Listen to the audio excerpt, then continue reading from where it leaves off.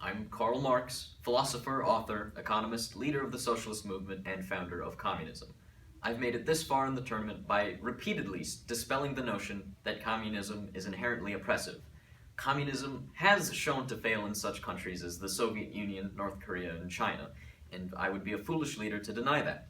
But the main root of communism's failure isn't in the idea itself, it's in the people carrying it out. When granted power, people's greed will prevail, and that's evident in not only communism, but in any sort of economic structure, whether it be communism, capitalism, or socialism. My ideas in their most basic form preach social and economic equality for all people, and I believe that can still be achieved under the right leadership. I'm optimistic for the future of man, and a leader needs to be optimistic. A common misconception is that government-controlled media is a Marxist idea.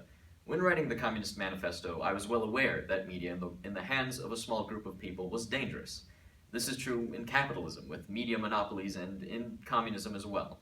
Under the presidency of my first opponent, however, Lee Kuan Yew, the Singaporean media was controlled by the government, which spent hundreds of millions of tax dollars on propaganda that could have been used to help citizens in a time of dire need.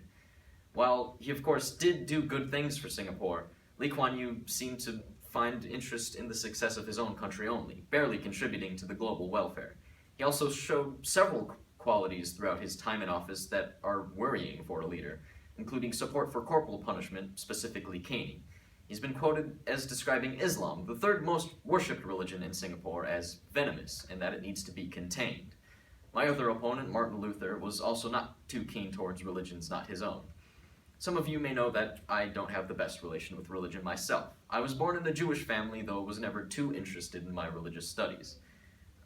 Though according to Luther, the fact that I was ancestrally Jewish was enough to ruin my life.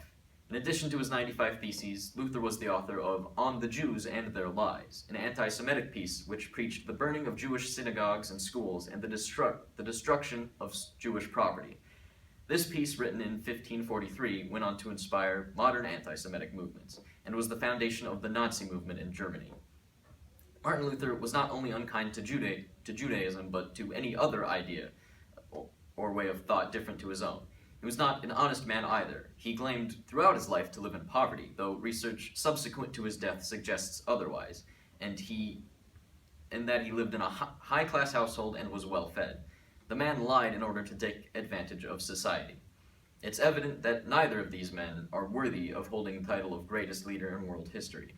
Both looked down upon beliefs dissimilar to their own, and neither held a truly optimistic worldview.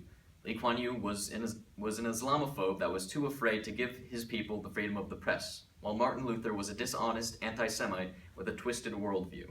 My ideas, while perhaps extreme or potentially harmful in the wrong hands, only called for an economic and social movement that would put all people at an equal place in society. I think Lenin had the right idea of Marxism. Not Vladimir Lenin, but John Lennon. Imagine no possessions. I wonder if you can. No need for greed or hunger, a brotherhood of man. Imagine all the people sharing all the world. You may say I'm a dreamer, but I'm not the only one. I hope someday you'll join us, and the world will live as one.